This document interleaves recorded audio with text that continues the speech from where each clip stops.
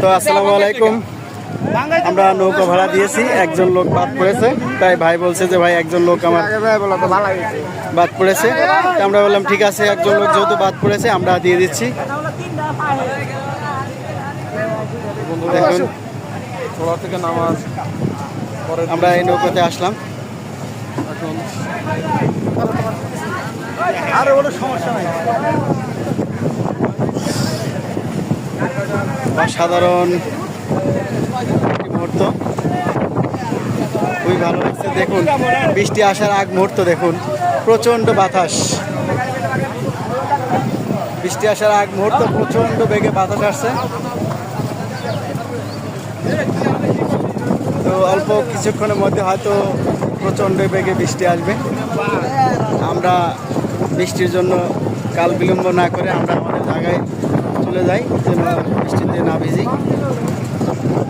তো ইনশাল্লাহ আমরা চলে যাচ্ছি।